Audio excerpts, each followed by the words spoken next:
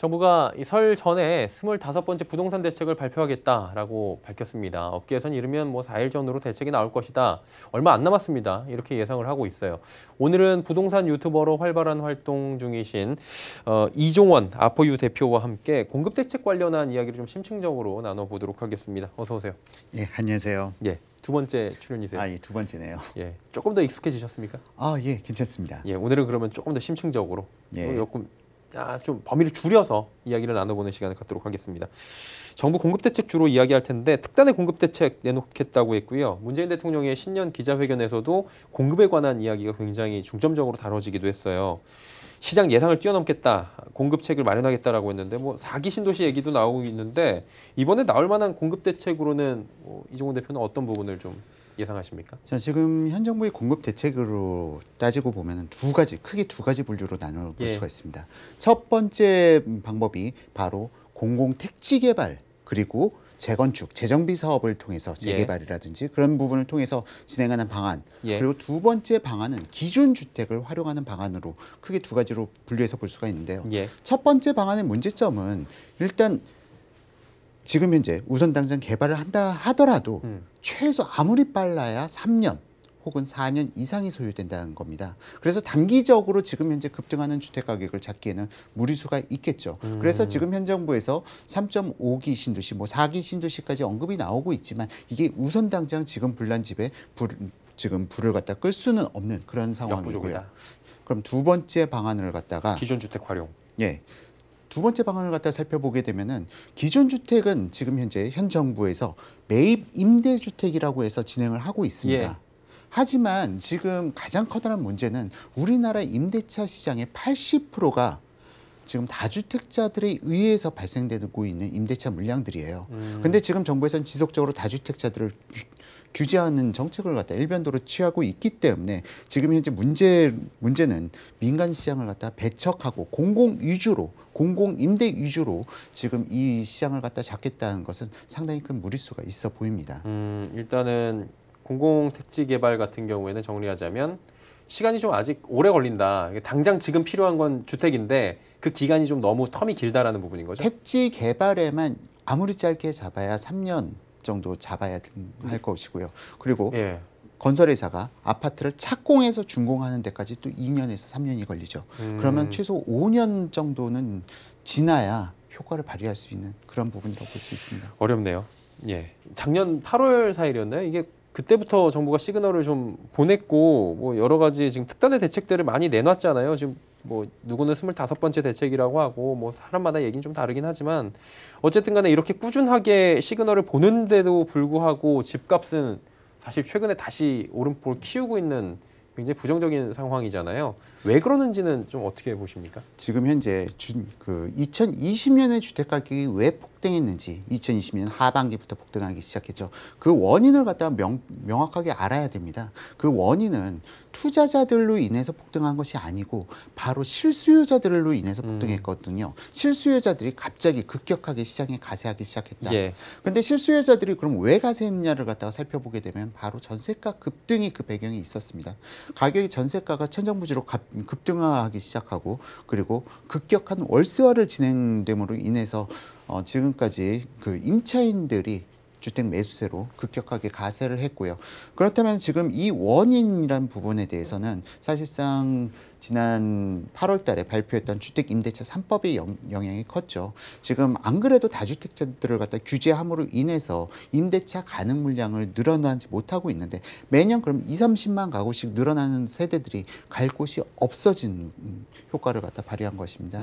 그러므로 인해서 지금 현재 임대차 가능 물량도 부족한 상태, 그런데 전세가는 치솟고 그러므로 인해서 그 지금 신규 주택을 필요로 하는 사람들이 결국은 임대차 시장으로 가지 못하고 매수세로 전환되면서 지금 이러한 폭등이 나타났고요.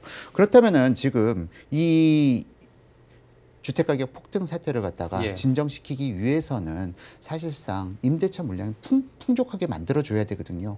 근데 문제는 지금 현재 그러려면은 임대차 물량이 늘어난다는 건 다주택자가 늘어나야 된다는 걸 의미합니다.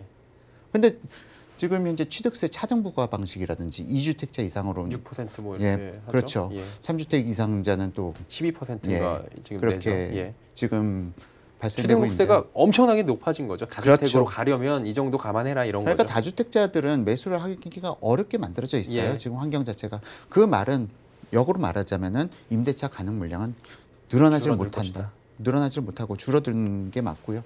더군다나 임대차 가능 지금 정부에서는 갭 투자자를 갖다가 지속적으로 투기의 세력 적폐로 바라보고 있는 시각이 있습니다. 그런데 갭 투자자가 사라진다면 전세 물량 또한 사라지는 거거든요. 그럼으로 인해서 전세 물량이 희소성의 가치를 갖다 얻게 되고 그만큼 더 가격이 급등하게 되는 것인데 좀 이러한 다주택자들에 대한 규제 정책이 좀 어느 정도 완화되지 않는 한 지금 임대차 시장 불안정 요인은 지속될 것으로 보입니다. 예, 이제 보고 계신 시청자분들께서도 뭐 다시 보기 하시는 분들도 오늘 아마 갭 투자냐 투기나 이 부분도 아마 설왕설래를 또 하실 것 같은데 이 부분은 오늘 저희가 좀 차치하도록 하겠습니다. 이 부분은 다음에 이종훈 대표와 이제 뭐 투자인지 투기인지를 좀 저희가 한번 토론을 하는 방송을 저희가 한번 만들어 볼게요. 예. 이렇게 해서 한번 그 부분은 차치하고 이 부분에 대해서는 논란을 오늘 좀 잠재우고요. 변창흠 국토교통부 장관이 들어오면서 기조가 좀 바뀌었습니다. 어쨌든 간에 이제 좀 풀겠다라는 얘기는 하는데 어떻게 보세요? 이번 변 장관표 공급 대책은? 지금 역세권 고밀 개발 관련돼 가지고 한동안 지금 언론에서 많이 이슈화가 되고 예. 있어요.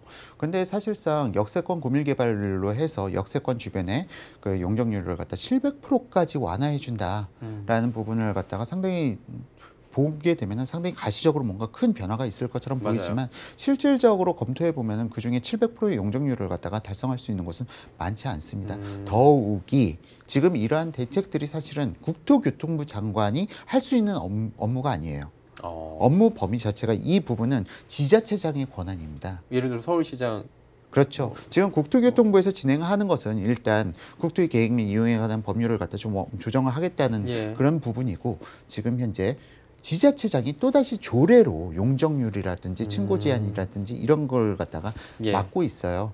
또한 이러한 개발에 있어서 인허가권자는 지자체장이기 때문에 예. 이건 결국은 변창흠식 이러한 용적률 완화 정책은 이 활로를 갖다 뚫어주는 것이고 결국은 지자체장의 의지에 따라서 이 부분이 얼마나 성공을 거둘 수 있을 것이냐라는 걸 볼 수는 있겠습니다만 사실상 지자체장도 이 부분에 대해서는 좀 진행이 어려운 부분들이 많이 있습니다. 지금 일례로 따지면은 지금 역세권 고밀 개발에 대해서는요. 지금 젠트리피케이션이라든가 아니면은 지금 교통 환경 문제 안 그래도 역세권 주변이 가장 교통 혼잡도가 높은 네네. 지역인데 이들 지역으로 인한 교통 혼잡 문제라든지 아니면은 교육적인 측면이라든지 이런 종합적인 측면에서 바라봤을 때 지금 쉽지 않은 부분이 있습니다. 층고 제한 부분도 마찬가지고요. 사회적 비용이 또 추가로 발생할 수 있는 부분과 이제 도심에서 외곽으로 밀려나는 사람들에 대한 이런 부분들도 저희가 생각을 해야 된다는 부분인데 그러면 이제 공급 대책이 계속 얘기를 우리는 그쪽으로 오늘 하고 있잖아요. 3기 신도시 이제 청약에 들어가요. 뭐 예. 인천 계양 뭐 지금 남양주 뭐 이런 식으로 해가지고 쭉쭉 들어가는데 어떻게 보세요? 정책적으로는? 지금 상당히 3기 신도시가 우려되는 대목이 있습니다. 지금까지는 민간 택지, 그러니까 택지를 갖다 공공택지를 개발해서 민간 건설사들이 아파트를 지을 수 있는 민간 택지에 대해서 지금까지는 추천 방식으로 해서 건설사들이 입찰을 하면 추천 방식을 통해서 지금까지 진행되어 왔는데요. 예. 이게 지금 수의계약 방식으로 바뀌면서 평가제가 도입됩니다. 이 평가제라는 건 무엇이냐면은 건설회사들이 아파트를 갖다 준공시키고 얼마만큼의 물량을 갖다가 LH나 SH로 되팔 수 있겠는가 이 부분을 갖다가 평가 항목에다 집어넣어서 많이 LH나 SH로 되파는 물량이 많을수록 그 가점을 갖다 높여서 민간 건설사를 선정하겠다는 겁니다. 예. 그런데 이 부분의 가장 커다란 문제점은 실질적으로 일반 분양분이 줄어든다는 측면을 뛰어넘어 가지고요. 건설사들이 해당 택지를 갖다가 받기 위해서는 주거의 퀄리티를 떨어뜨릴 수밖에 없습니다. 왜냐하면 어차피 파는 가격이 그렇게 높은 가격에 받을 수 있는 부분이 아니기 때문에 전체적인 주거의 퀄리티가 낮아질 것이고요. 또한 이 주택을 갖다가 분양받는 사람들이 입장에서도 사실 이 부분이 그다지 반가운 소식은 아니겠죠. 더욱이 지금 임대 비율 지금 이렇게 진행된다면은 해당 신도시의 임대주택 비율이 상당히 높아질 것으로 그렇게 예상해 볼 수가 있는데요. 임대 비율이 높아진다는 것은 그 해당 지역에 소득 수준이 높은 사람들이 진입하는 기회를 그만큼 차단시키고 해당 지역의 상권 자체가 좀 상당히 활성화되기 어려운 측면으로 발생됩니다. 이러한 부분을 종합적으로 봤을 때 상기 신도시는 좀 고소득층에게는 외면받게 될 가능성도 있어 보인다. 있어 보입니다. 예. 그럼 이제 저희가 시간이 그렇게 길지가 않아 갖고 짧게 하나만 여쭤볼게요. 설이에요. 저희가 추석 설에 뭐 하냐면 만나면은 뭐 이런저런 덕담도 하지만 전망도 하잖아요. 뭐 정치 얘기도 하고 그러는데 올해는 주식 부동산 얘기가 주일 것 같아요. 부동산 시장 어떻게 보십니까? 설 이후에. 지금 일단 1월 달에 지금 부동산 시장을 보게 되면요. 거래량은 지난 11, 12월 달에 비해서 좀 상당히 줄어드는 감소세의 예. 모습을 보이고 있습니다. 그런데 이 부분과 관련돼서 일부 언론에서는 지금 이제 시장이 진정되는 건 아니냐라고 예측하시는 분들도 많은데요. 사실상 이건 전통적인 비수기가 있습니다. 부동산 시장도. 왜냐면은 이 부분이 크리스마스 이후부터 음력 설까지는 전통적인 비수기였는데 이 부분이 사실상 학군 이전 수요 이 부분들이 계약이 종료되는 시점이 크리스마스 이전에 다 주택을 갖다가 임대차 계약이든 매매 계약이든 체결을 그러니까. 하거든요. 왜냐하면 자기 자신이 이사하기 2, 3개월 이전에 예. 계약을 체결하기 때문에 이미 학군 이전 수요는 이제 끝났다. 그러면은 그 약간 쉬어가는 타이밍이 바로 크리스마스 이브부터 음력 설까지 지금이네. 기간이죠. 맞습니다. 그리고 나서 지금 설이 지나고 나면 다시 거래량이 조금씩 회복하기 시작하고요. 그리고 가격도 조금은 이제는 신혼부부 수요들로 대체되면서 가격 상승을 갖다가 조금씩 보여나가고 있죠. 예.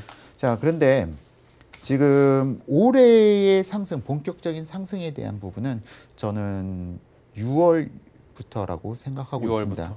이거는 지금 현 정부 들어서서 거의 비슷한 패턴이 나타나고 있어요.